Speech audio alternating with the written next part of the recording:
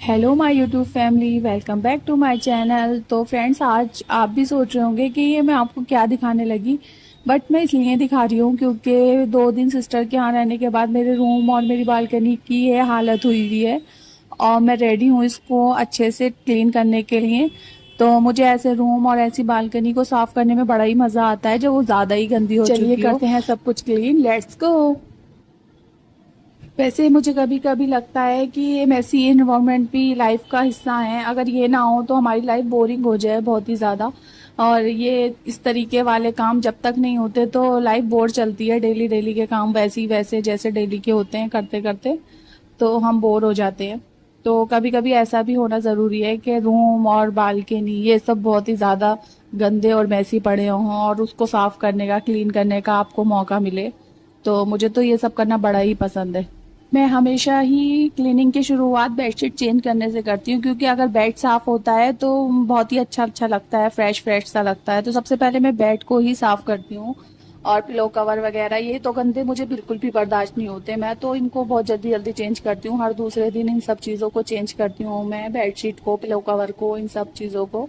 तो हम 5 सिस्टर हैं और हमें पांचों को भी बिल्कुल भी गंदगी बर्दाश्त नहीं होती। हमारी अम्मी ने हमें बिल्कुल ही साफ़ सुथरा रहना सिखाया है और बचपन से ही हमें अम्मी ने ये छोटे छोटे काम सिखाए हैं जिनको करने में हमें मज़ा भी आता है, क्योंकि उन्होंने इतना करवाया हमसे कि हमें मज़ा आने लगा है इन सब कामों में। तो जब भी मैं ये रूम क्लीनिंग या कुकिंग वगैरह या कुछ भी काम करती हूँ, मुझे मेरी अम्मी की बहुत याद आती है।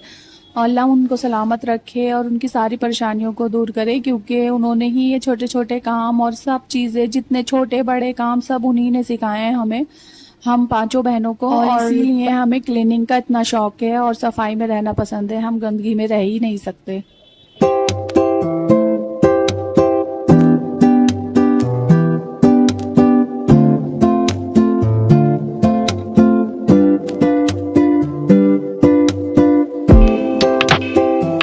तो फ्रेंड्स, हो सकता है मेरा आज का व्लॉग थोड़ा लंबा हो जाए, क्योंकि मुझे रूम क्लीनिंग भी करनी है और बालकनी भी क्लीन करनी है।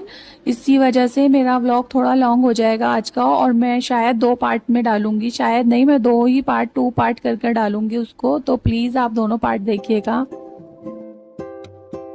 तो ये कुछ छोटी छोटी चीज़ें ऐसी होती हैं कि जो हमें खुश भी रखती हैं और बिज़ी भी रखती हैं। और ये मैं पिलो कवर चेंज करने लगी हूँ।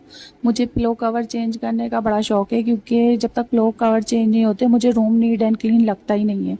और यहाँ मेरे बच्चे मेरे गाजी की शरारतें देखिए, कितनी शरारतें करने लगे हैं मेरे साथ आके। गाजी मुझे काम भी ठीक से नहीं करने दे रहे हैं, इनकी शरारतें शुरू हो गई हैं बस।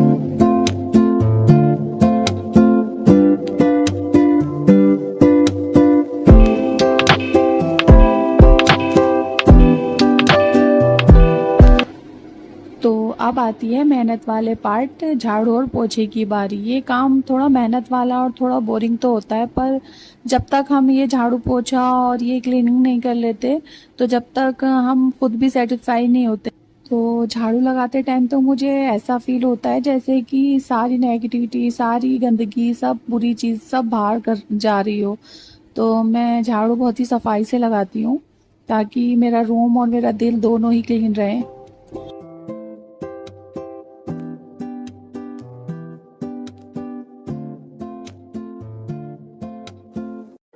तो फ्रेंड्स, अब स्टार्ट हो चुका है सबसे टफ काम, जो मेरे लिए मुझे सबसे टफ काम लगता है, वो है बैठकर पोछा लगाना।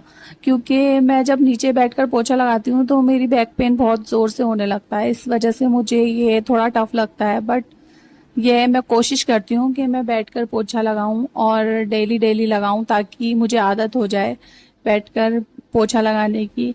बट इतना आसान नहीं है बैठकर पोछा लगाना, बहुत ही टफ लगता है। देखिए, मैं बैठ भी नहीं पा रही नीचे ठीक से।